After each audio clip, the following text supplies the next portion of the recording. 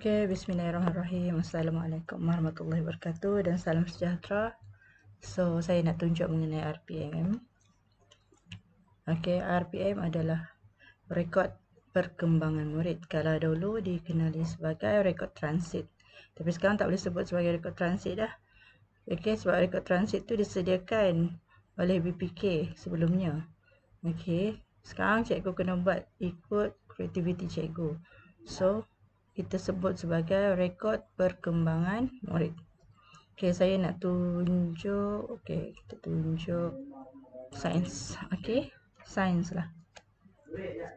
Okay. So, untuk sains ni. Okay, bila saya buat rekod ni, harap dapat bagi idea pada cikgu jugalah. Mungkin cikgu lagi berkemahiran dari saya lah kan. So, kita tengok dulu template yang BPK bagi tu, pelaporan BPK bagi. Dia agihkan kepada apa dia. Lepas tu cikgu pula rujuk pada DSKP. Apa-apa yang dia agihkan standard pelajaran tu, dia agihkan untuk yang mana-mana ni. Okay. Baik. So, saya agihkan ikut inquiry, sains, hayat apa semua tu lah. Dan ada dashboard dia juga. Okay, so okay. So, ada 1, 2, 3, 4, 5, 6 yang perlu kita nilai. Okay. Jadi, cara nak isi nama ni, cuma isi sekali je dekat senarai. Nama kebenaran apa semua ni isi sekali. Nama guru apa semua isi sekali saja. Yang dekat sini tak payah isi dah. Cuma di sini cikgu hanya perlu buat penilaian saja. Okay. Bila yang cikgu nak. Bila yang tarikh cikgu taksir. Okay. Kemudian apa kaedah. Boleh pilih kaedah sini. Okey. Kemudian TP berapa? Okey. TP berapa yang murid ni dapat? Ni nanti ada senarai nama lah ni. TP berapa yang murid ni dapat untuk pentaksiran, kemahiran memerhati, berkomunikasi ni semua ni. Okey, dan nilai. Bila cikgu dah isi, cikgu isi je. Cikgu isi je. Syok-syok sendiri isi je. Contohlah. Yang ni dia akan auto. Dia akan naik di sini. Dia naik di sini dan dia akan pergi ke bahagian lapor PPT, bahagian inquiry. Nampak? Okey, dia naik di sini. So, cikgu tak payah susah-susah. Tak payah susah nak isi yang ni, tak payah isilah. Okey. Sebab cikgu dah ikut step dia. Cikgu isi, yang ni pun isi kan. Isi, tak payah tengok dah, kita isi je. Okey, isi je. Okey, nanti akan naik di ujung tu. Isi je. Okey. Okey. Contoh. Okey, ini pun samalah juga. Isi. Okey. Tak payah penuhkan pun.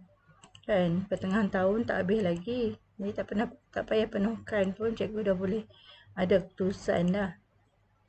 Okey, sebab nak bagi nampak cikgu tu ikut step dia. Cikgu nilai ikut SP, buat betul-betul. Okey. Kemudian dia akan naik di sini. Okey, kalau ikut sini ni 4 paling banyak. So, untuk sikap ni cikgu pilih sendiri.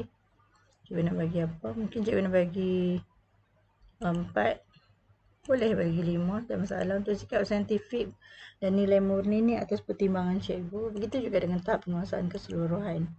Okay, contoh di sini. Okey, sebab yang ni memang nampak 4 paling banyak. Kita buat 4 je lah. 4 lah pilihan dia. Kan? Tapi kalau sebab kita nak bagi dia lepas je. Okey, kita ambil 4 lah sebab 4 yang paling banyak.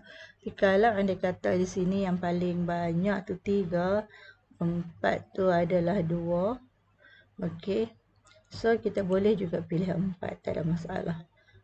Atas alasan yang tersendiri. Okey. So, yang tahap penguasaan keseluruhan ni cikgu kena isi sendiri. Okey, tak boleh letak formula. Letak formula dia tak detect.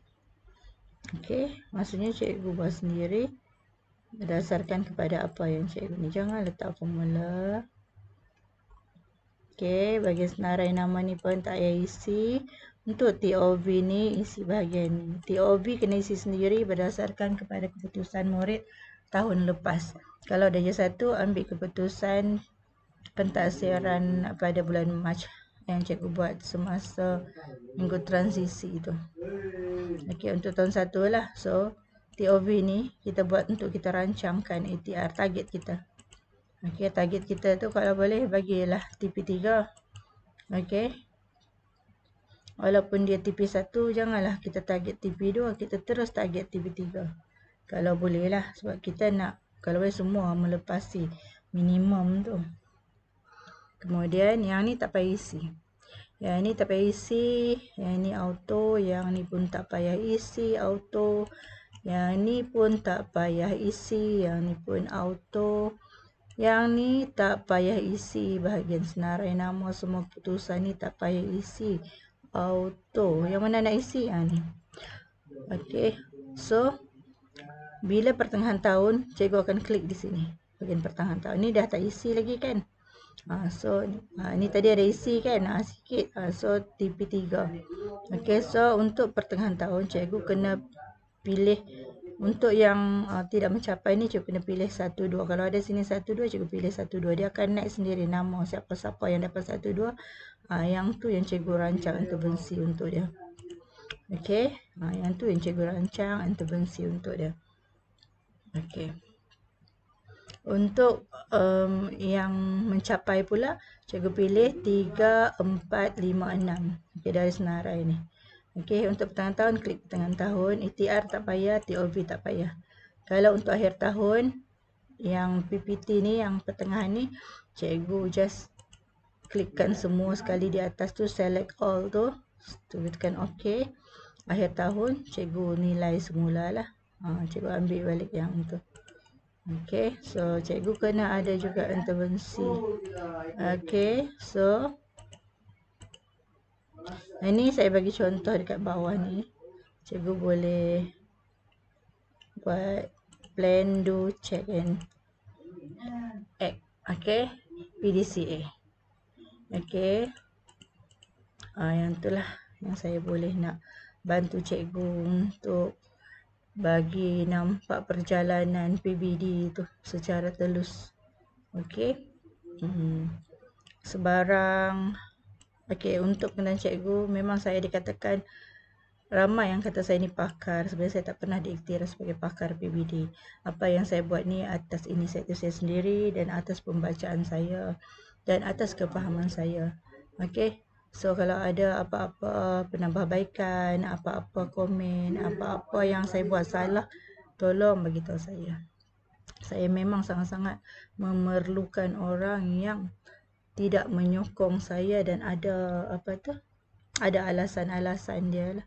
Okey, tapi jangan condemn saya di belakang saya. Itu saja. Sekian, terima kasih.